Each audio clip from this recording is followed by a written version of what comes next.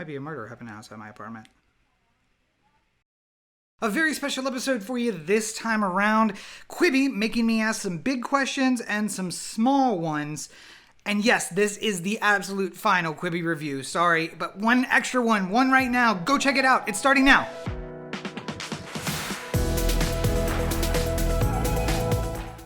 Hey everybody, and thank you for checking out yet another episode of the Everyman Movie Review. Despite my protestations, I have one more Quibi review for you. Quibi, of course, quick bites. These reviews will be quick bites, short little episodes to let you know about what I'm watching on the platform and whether or not you should check out the show, and if Quibi is worth it for your money as well. So I have a bit of a special episode this time around, and it'll probably be even shorter than the other ones that I've done, but I wanted to get out some new content for you, so obviously here's something in the queue, and also now I am in a situation that I talked about in previous reviews.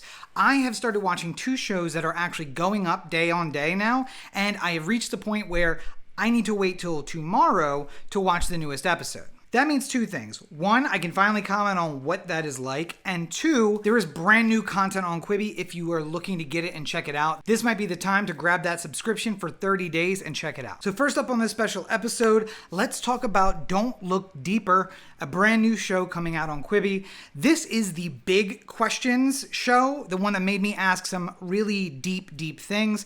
Some stuff I haven't asked myself since, Philosophy 101 back in college. But of course, let's hit up the pleasantries before we get too far in. Don't Look Deeper was directed by Catherine Hardwicke. It was created by Charlie McDonnell, and it was written by Jeffrey Lieber, Bianca Sams, and Emily Diana Ruth. It is starring Helena Howard as Aisha, Emily Mortimer as Sharon, Don Cheadle as Martin, Jan Luis Castellanos as Levi, Emma Horvath as Jan, Harvey Zielinski as Abel, Kawhi Lyman as Noah, Belissa Escobedo as Kari, Brandon Wynn as William, Kaylee Gilbert as Emma, and Harvey Guillen as Renato.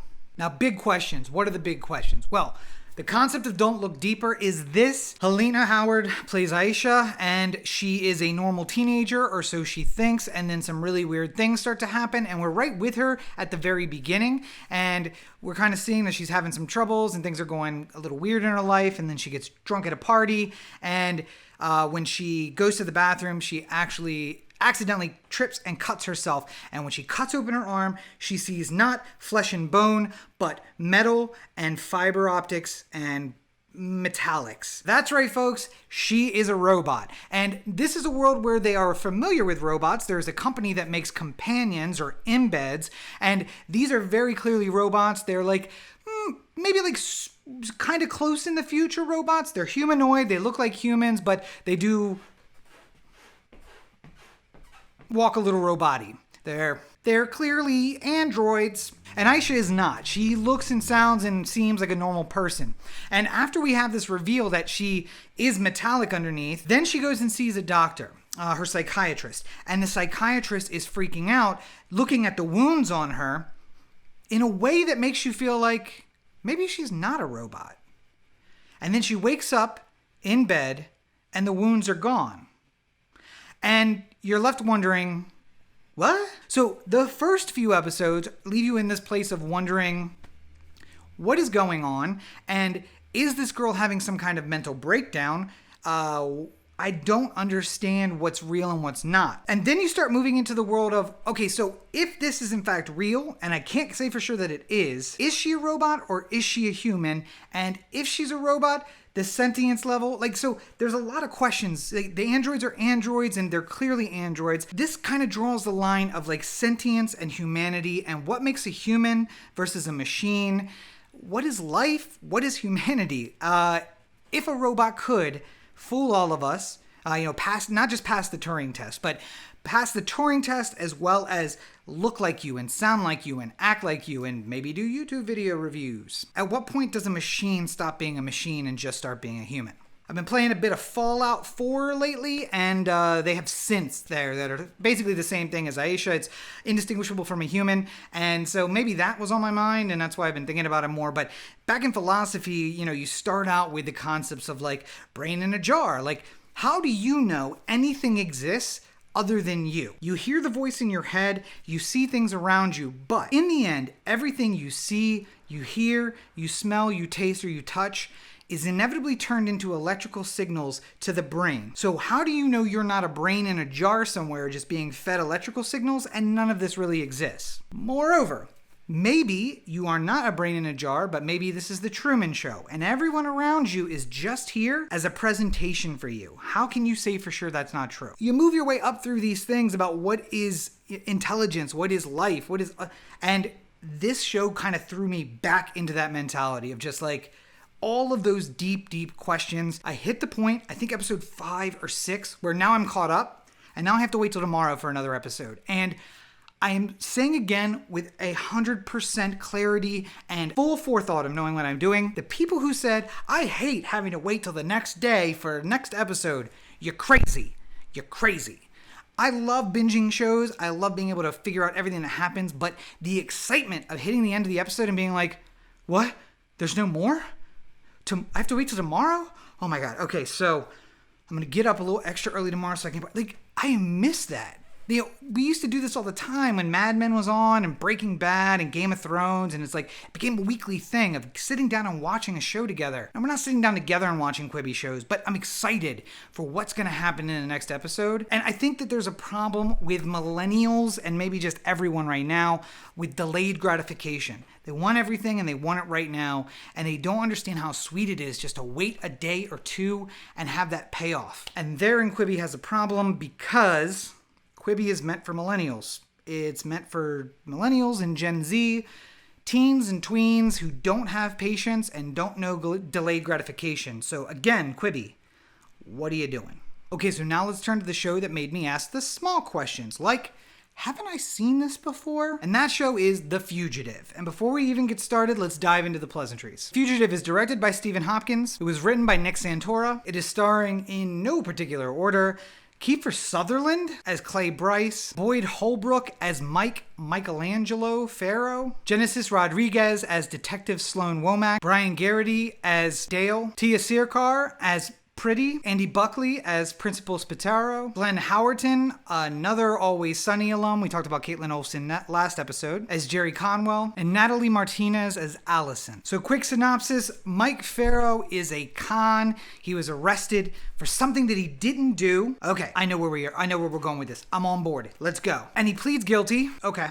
And he does his time, and then he gets paroled. Okay. And then he's out in the world, and he's gonna get a job, and he's trying to just get back to normal. What? Yeah, so the first episode's a little confusing because you think you know The Fugitive, right? And we're introduced to Kiefer Sutherland as the FBI agent, of course. And then we see Mike Farrow, and he's the fugitive. We assume because he's a con, right? And we think that's what's going on. Really confusing start. He's really cool with his probation officer, his parole officer, and he ends up losing his job. And the parole officer's like, hey, you got to get another job. Hey, come with me in the city. I'll help you find something tomorrow. We can go together. They go together. And I'm just like, at what point is there going to be a fugitive here? And then boom, attack on the subway. There's a bomb. And Kiefer Sutherland and the FBI, as well as Pretty, who is a news reporter who works for Jerry Connolly, and they're all racing to try and get video footage, and they both get the video footage at the same time. And what do they see? They see Mike Farrow on the video footage. And they see him talking to his parole officer, and they assume, because there was a negative report the day before about losing the job, that this is some kind of revenge thing, right, of course. And Mike Farrow is well known because apparently he put up a big stink about not being guilty and being forced to take a plea because the years were just too much and he wanted to get home to his little girl. He has a daughter, of course, and a wife. And so, of course, now they think he's a suspect. He's absolutely not a suspect. He was a victim, but he's got to figure out who did it because otherwise the the bomber is going to get away with it. And that's what brings me to haven't I seen this recently? Because the episodes that are out thus far involve the setup and then him running. And two things. One, I've seen The Fugitive before, and I know this is Kiefer Sutherland's, like, I can be Tommy Lee Jones, I can be the U.S. Marshal badass guy, right? So there's that. It's basically just the same thing. But also, I just saw Most Dangerous Game, and this is basically going to turn into a chase, which is what Most Dangerous Game was. And I'm trying to figure out why Quibi would pay so much for two shows that are essentially the same thing. And I guess content is king. You're just trying to get content on the platform. But, again, the first show in this episode that I was super excited for the next episode of is Don't Look Deeper. And it's making me ask the big questions. And then I sit there like, I've seen this. I already watched this with a Hemsworth. And that leaves me with a little questions like, why would I come back? So as excited as I am for the day-on-day kind of thing that's happening with Don't Look Deeper. I'm also 3 or 4 episodes into The Fugitive, which means I have to wait till tomorrow for a new episode. And when I hit the end, I was like, oh, okay. And I will be honest with you that if I wasn't going back to Quibi for Don't Look Deeper tomorrow, I can't say for sure I would see the next episode of The Fugitive. And if The Fugitive ends after Don't Look Deeper, I can't tell you that I'm going to watch it all the way through. So a bit of a mixed review then on the day-on-day thing. Maybe know your content, and maybe it's just me. I don't know. I'm super into the big questions of Don't Look Deeper, and I literally just watched Most Dangerous Game, and Fugitive just seems like that part too. I will watch a few more episodes. Again, going to the platform for the other show. Let's see what's on this show. But the point I keep coming back to, by the way, The Fugitive, movie in the 80s, maybe with Harrison Ford, early 90s. And then U.S. Marshals was the late 90s, early 2000s, with Wesley Snipes and Tommy Lee Jones. Quibi, who are you making content for? Again, me. TikTok. Movie watcher. 36. Not your target demographic, allegedly. And maybe you need a dual rollout kind of format, right? Like when you know a show and it's like, hey, we got to get to like episode 7 for this to really get exciting and to show that it's different from the other show on our network. Maybe we just drop all 7 or all 10 or all 12 all at once so we can watch them all the way through. Because I probably would have. But now I don't know if I'm going to hang out to the last one. I got a lot going on. I don't know if you're aware of this. I'm running for president. I got to build a whole website from scratch, robcheekforpresident.com. I got to stay active on social media, at robcheekforprez. I got my own social media stuff going on, at Robert and Cheek on all your social networks. I got the Everyman Movie Review social media stuff going on. You can find links down below for all of that. And of course, I'm on a weekly podcast, like at Oh The Anthem on all your social networks, ohtheanthem.com. I got a lot going on. Plus a full-time job. This is just my hobbies. I got another job I got to do. Quibi, get to the point.